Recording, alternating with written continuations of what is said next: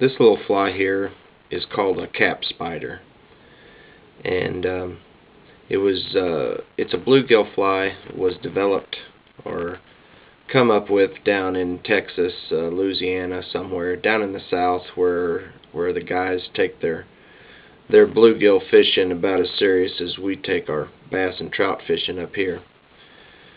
And I think the reason that they called it the cap spider was at a bluegill derby tournament, some kind of deal they had down there.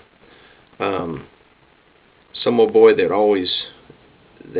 took the money almost every time they had one always showed up with about 100 of these stuck on his ball cap, and so they started calling it a cap spider. Real simple little thing, and I suspect it's tied on a 100-ounce jig head, and I suspect that it's the fly that the bully spider pattern was developed after.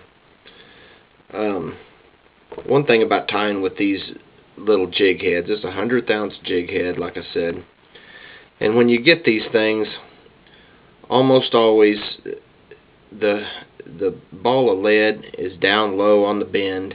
You've got this stem of from the hook eye sticking up like that, and just generally you don't have much of a hook gap right there to get a fish stuck.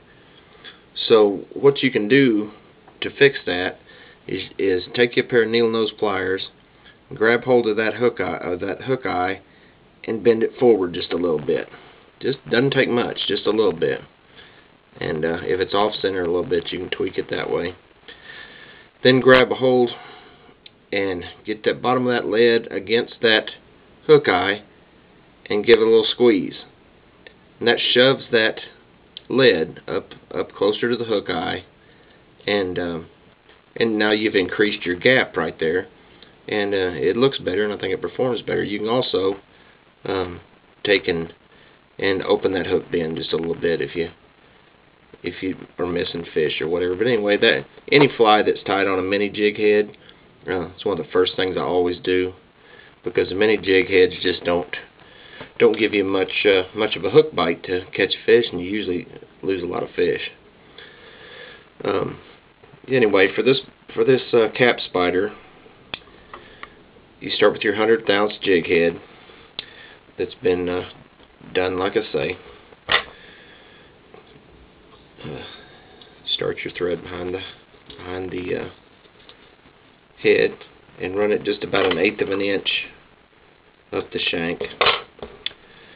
I do them almost all my bluegill flies. I do in solid black. Black head, black body, black legs. That just seems to be the thing around here.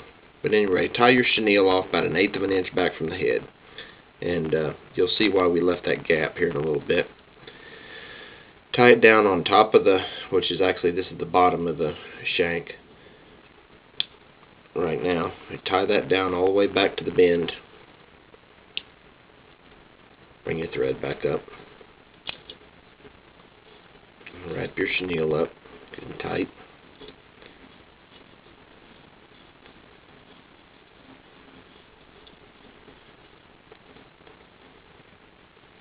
Okay, when you get up to the head, tie that chenille off.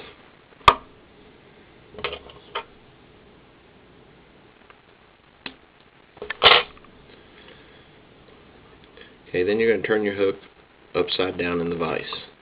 Or if you have a rotary vise, you can just spin it around.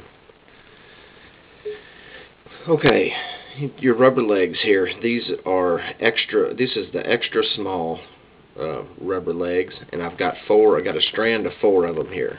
I pre-cut. I cut these up before I sit down to tie a mess of these, and just count you out 4. Count you out 4 legs. Strip it, pull them off in a strip like that, and then cut them the length you want. Tying them in like this is better than having to fuss with tying them in, in a clump in your hand.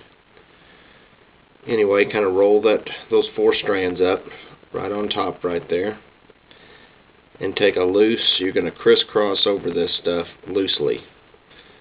And if your thread is twisted, it will give you a fit. You got to get the twist out of your thread.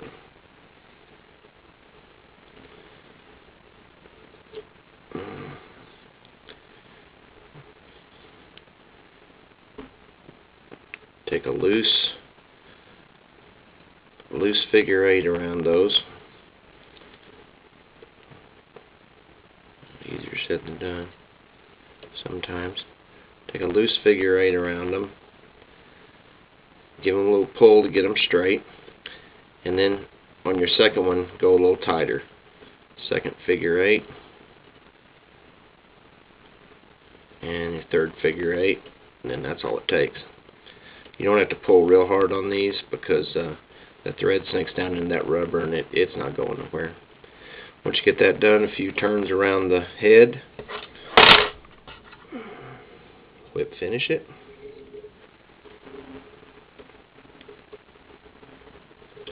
It's one of the easiest flies in the world to tie. And it's a real killer. It don't take much to appeal to a bluegill. Once you get those on there, separate those legs.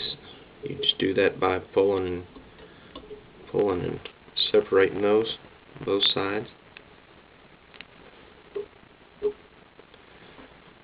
And as always, the trick to knowing how long to cut the rubber legs on anything you're adding rubber legs on is you want the weight of that rubber leg to cause it to flex. If you cut them so short that they just stick out like little stubs, they're not going to have the right action in the water. You got to cut them off long enough so that the weight of the rubber itself, when it's dry, will cause it to, cause that rubber to bend down. And that's the cap spider right there.